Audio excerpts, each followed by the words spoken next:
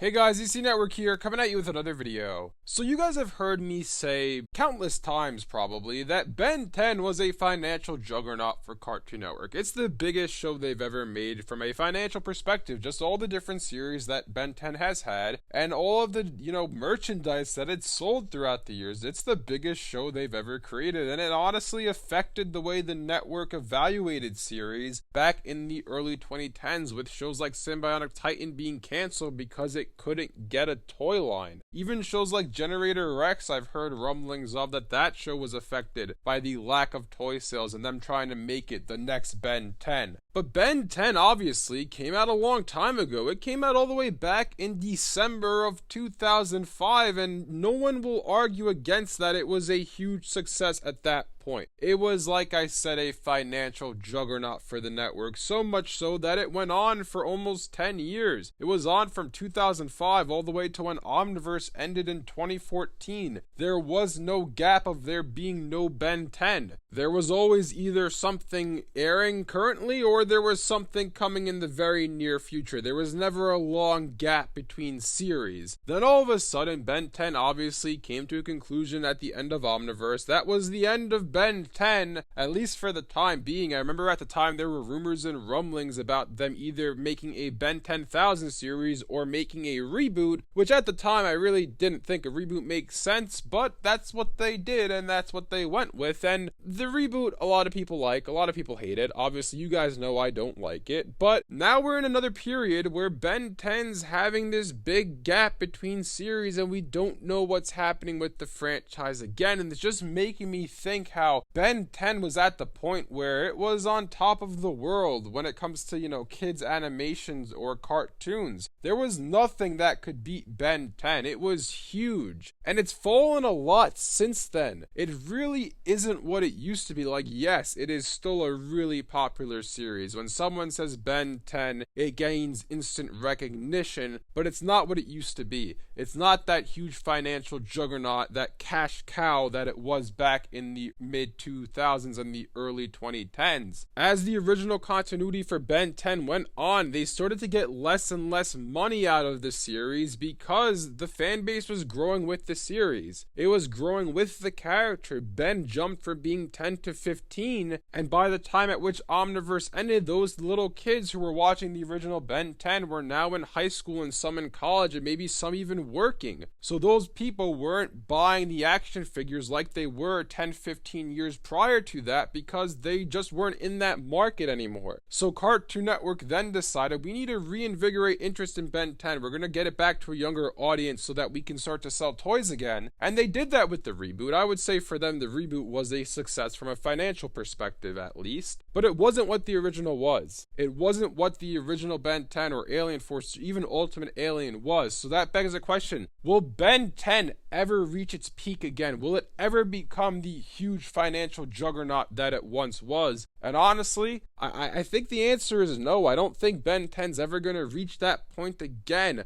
Of course, if they went back to the original continuity, it would get people interested, just, based on nostalgia alone. Even if you aren't a huge fan of Ben 10 and then you hear, hey, they're continuing the Ben 10 I used to watch, the same story, I'll check that out on HBO Max. It's still not going to have that same level of impact that it had back in the mid-2000s. I don't think Ben 10's ever going to reach that point again. But Cartoon Network, the thing is I wonder behind the scenes, are they just kind of fixated on we need to get it back to that point? Because I feel like that's what they were trying to do with the reboot. They were like, we need to get it back to that financial juggernaut again, that cash cow. We need to get it back into the minds of kids everywhere so we could reinvigorate sales in the toy line, which, like I said, they did that with the reboot, but it wasn't the original series. It wasn't Alien Force even or Ultimate Alien. It was popular and it did well financially, but not as well as those series did. It begs the question, like I said, are they stuck on that where this next sixth iteration of Ben 10 is them saying, okay, how can we get more kids, more people to buy toys? Or are they going to say, okay, you know what? Let's just make a good story. Let's just make a show that people can enjoy. Let's make a show meant for the older Ben 10 fans, but something that's also the younger fans can enjoy. That's what I'm wondering. What are they going to do with this next iteration? Are they going to, like I said, try to make it so that, we're trying to make it the original Ben 10? Because that's never never gonna happen again. The original Ben 10 happened, it was a huge success. You can't force that to happen again. Those things happen naturally. So are they gonna say, okay, we need this to be the original Ben 10 financially speaking, or are they gonna say, let's make this something cool, let's make this something new, fresh, let's get old fans involved, let's get new fans into the series, and we'll make a good series just so we can have a good series. I'm curious to see what happens there, but like I said, I don't think Ben 10's ever going to reach the peak that it once had before. I think Ben 10 is gonna do well, it's gonna be a successful series, but it's never gonna hit that original series nostalgia continuity. It's not gonna hit that. Anyways, let me know in the comment section below what you guys think about all this. Do you guys disagree with me and think that Ben 10 hasn't hit its peak yet, or do you agree that Ben 10 was in its prime back in the mid to late 2000s? Anyways, thanks for watching, and I'll see you guys next time.